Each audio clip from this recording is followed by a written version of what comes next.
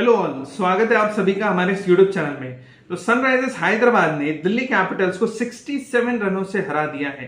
जी हाँ, दिल्ली में खेला जा रहा था ये मैच जिसमें सनराइजर्स हैदराबाद ने पहले बैटिंग करते हुए बनाए 266 रन, जिसके जवाब में दिल्ली कैपिटल्स बना पाए केवल 199 रन।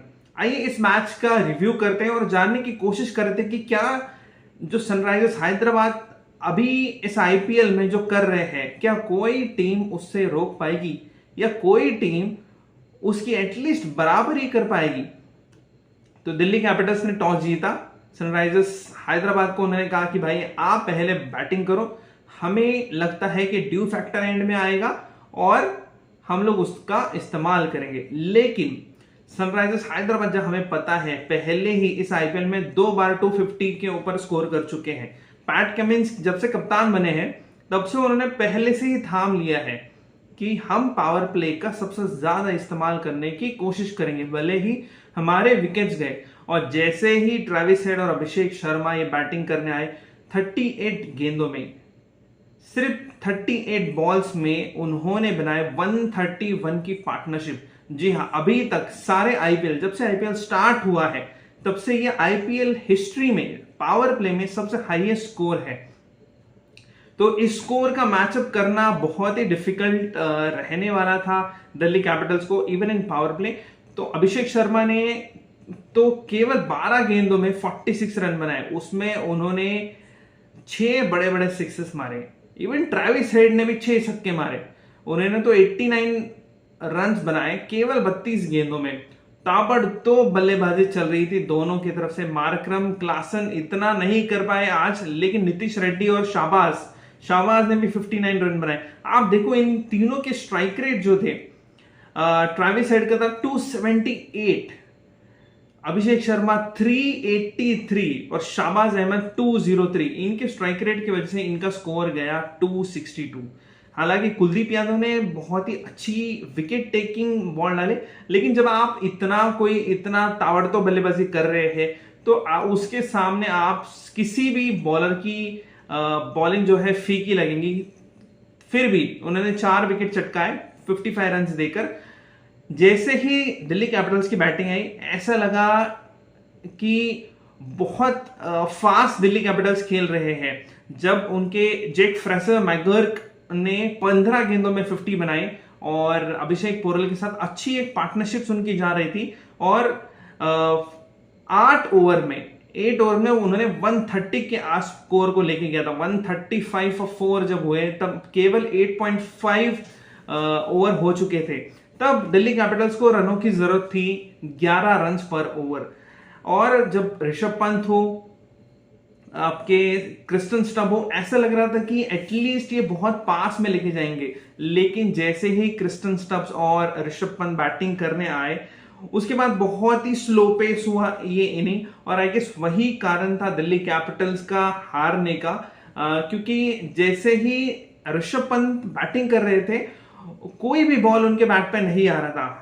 हालांकि उनने 44 रन बनाए, 5 चौके मारे 35 गेंदों में, लेकिन ये 35 बॉल उनको ऐसा लग रहा था कि बहुत मुश्किल जा रही है बॉल को मिडिल करना, बॉल को टाइम करना। Similar was the case with Kristen Stubb, जो कि जिन्होंने हमें देखा कि दिल्ली कैपिटल्स की तरफ से सबसे ज्यादा मैच विनिंग इनिंग्स अभी तक खेली है, सबसे ज्यादा सिक्सेस लगाए हैं। तो क्रिस्टन स्टब्स भी बहुत मुश्किलें आ रही थी क्रिस्टन स्टब्स को भी।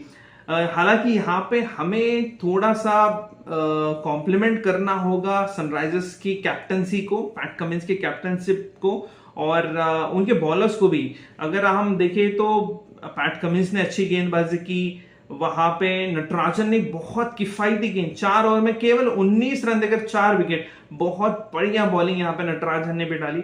तो यहाँ पे अगर दिल्ली के हारने का कारण अगर हमने एनालिसिस करने को जाए तो ट्रेविस हेड और अभिषेक शर्मा की जो बैटिंग थी।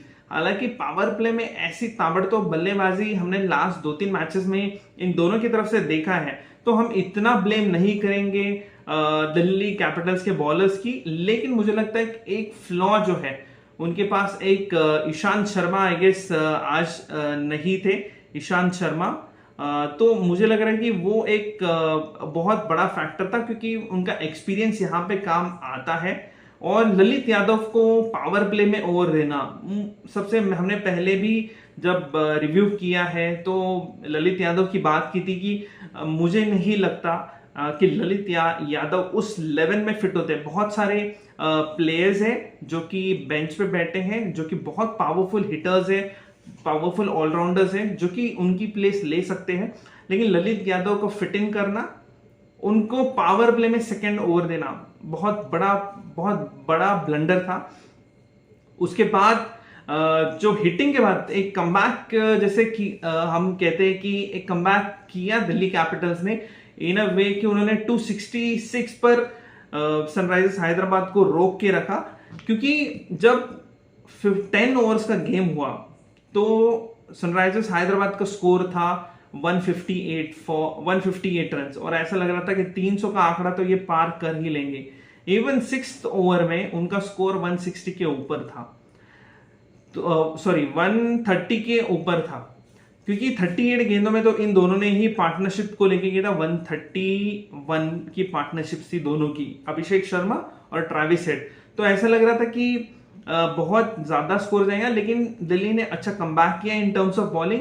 लेकिन बैटिंग में उनकी जैसे स्टार्ट रही, और जब 11 रन पर ओवर उनको रिक्वायरमेंट था, तो क्रिस्टन स्टप और ऋषभ पंत, इनकी स्लो बैटिंग की वजह से एक मुझे लगता है कि वो वाला एक बड़ा सा फैक्टर था। ऋषभ पंत और क्रिस्टन स्टप ने अटैकिंग क्रिकेट खेलना चाहिए था। जब उन्हें पता है कि उनके बाद कोई प्लेयर नहीं है, तो एक अटैकिंग ही एक ऑप्शन रहता है, और अगर वो जाते तो शायद हो सकता था कि वो जो 11 रन पर ओवर है उसके हिसाब से वो लोग खेले, लेकिन बहुत दिक्कत जा रही थी स्टब्स को भी और ऋषभ पंत को भी मिडिल करने को उस बॉल को। तो यहां से आगे सनराइजर्स हैदराबाद पहुंच चुके हैं सेकंड नंबर पे पॉइंट्स टेबल पे, और ये बहुत बड़ी अचीवमेंट है सनराइजर्स हैदराबाद को, गिवन दैट लास्ट आईपीएल में 2023 के आईपीएल में वो लास्ट पोजीशन पे थे। तो वहां से यहां तक आना कमाल है। पैट कमिंस की हम लोग सबसे बड़ी दावेदार, या हम लोग कॉम्प्लीमेंट अगर किसी को करेंगे तो पैट कमिंस के कैप्टनसी को हमें यहाँ पे थोड़ा सा ज्यादा कॉम्प्लीमेंट करना होगा, क्योंकि एक अप्रोच रहता है कि कैसे हम लोग क्रिकेट खेलें एज ए ग्रुप और एज ए इंडिविजुअल। तो वो एज अ ग्रुप बोल के बहुत फायदेमंद रही है कैप्टनसी पैट कमिंस की यहाँ पे। तो अभी देखना पड़ेगा कि टॉप ऑफ द टेबल बहुत ही स्ट्रॉन्ग कंटेंशंस है सारे टीम्स के बीच में। राजस्थान रॉयल्स 7 में से 5 विन 10 पॉइंट, 7 में से 6 विन 12 पॉइंट, सनराइजर्स हैदराबाद 7 में से 5 win 10 point. Kolkata night Riders का कल एक मैच होगा, तो हम देखना पड़ेगा, उनका 7th मैच होगा ये। चेन्नई सुपर किंग्स 8 पॉइंट के साथ 4 नंबर पे है, और 8 पॉइंट्स पे हमारे पास 2 टीम्स है, एलएसजी और चेन्नई सुपर किंग्स। तो बहुत इंटरेस्टिंग होने वाला है ये नेक्स्ट फेज ऑफ आईपीएल 2024। लेकिन इस फर्स्ट फेज ऑफ आईपीएल में आई गेस जो टीम ने सबसे ज्यादा डोमिनेट किया है, मुझे लगता है वो भले ही राजस्थान रॉयल टॉप पे हो, लेकिन डोमिनेट किया सनराइजर्स हैदराबाद और उनके अटैकिंग क्रिकेट ने। तो आपको क्या लगता है, किसने या कौन सी टीम ने इस आईपीएल में फर्स्ट फेज में डोमिनेट किया है? तो हमें कमेंट सेक्शन में जरूर लिखिए। तब तक के लिए थैंक यू। जय हिंद, जय भारत।